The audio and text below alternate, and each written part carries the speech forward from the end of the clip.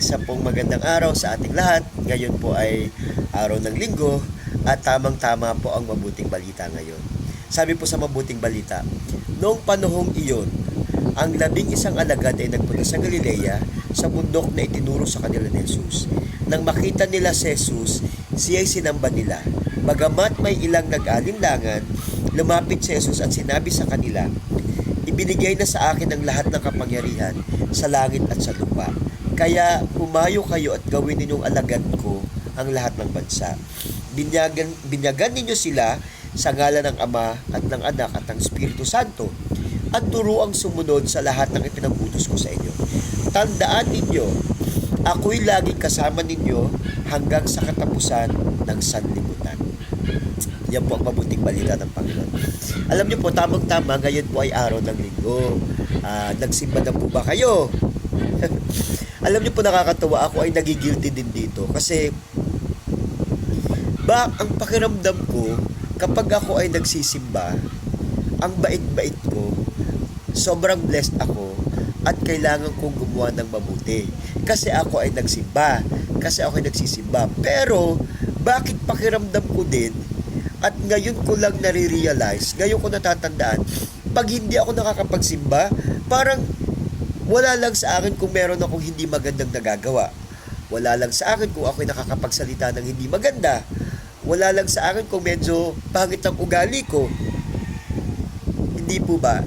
Hindi po ba ako ay napagtanto ko lamang, hindi po ba dapat na kahit hindi tayo nagsisimba, o dapat nga po pala, pag tayo hindi nakakapagsimba, mas dapat careful tayo sa lahat ng sinasabi natin, sa lahat ng ikinikilos natin. Dapat mas maging mabait tayo kapag hindi tayo nakakapagsimba. Sa tingin ko po, kasi kasalanan na nga sa Diyos na hindi tayo nakakapagsimba at hindi tayo nakapagsimba. Tapos, hindi pa maganda ugali natin, makakapagsalita pa tayo ng hindi maganda. Hindi po ba? Ito po yung inyong pagdilay-dilayan din. Kasi ito po ang na-realize ko na pag nakakapagsimba tayo, sobrang bonus yun at nararamdaman natin na nababless tayo. Pero wag natin kalilimutan, pag hindi po tayo nakakapagsimba, hindi ibig sabihin nun ay wala tayong blessing, hindi tayo nabibless at hindi natin kasama ang Diyos. Dahil sabi nga po sa mabuting balita ngayon, tandaan ninyo, ako'y laging kasama ninyo hanggang sa katapusan, even ng sanlibutan.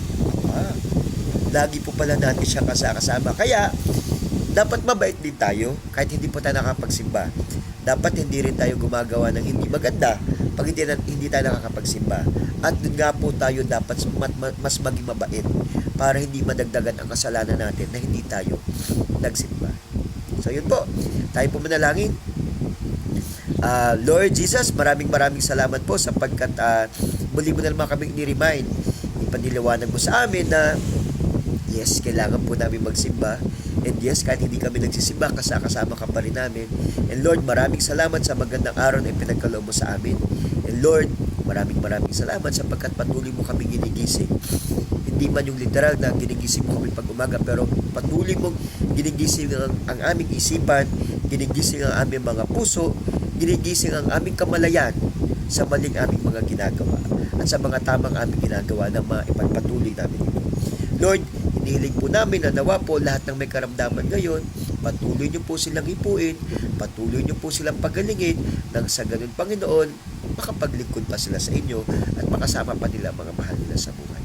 And Lord, ipinagdadasal din po namin, tinataas namin sa inyo na patuloy mo rin pong i-bless ang lahat ng tao na nagdiriwang ng kaarawan ngayon, ng anniversary o ng mga okasyon.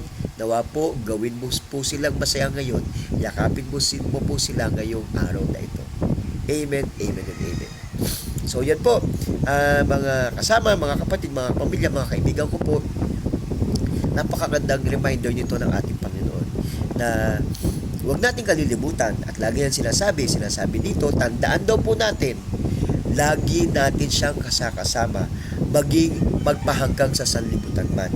Kaya po, nagsimba man tayo o hindi, panatilihin natin ang kababaang loob, kabutihang loob, at mas lalo pa tayong gumawa ng maganda para nang sa ganun, hindi na madagdagan ang kasalanan natin, dahil hindi tayo nakapagsimba.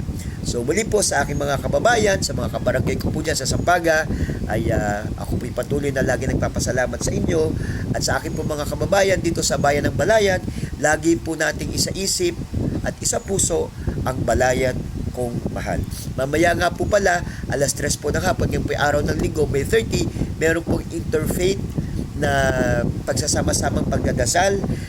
Kahilingan po ito ng ating Pangulo na magsama-sama po tayo sa pagdadasal para po sa ating bansang Pilipinas. Muli po, magandang araw at maraming salamat po.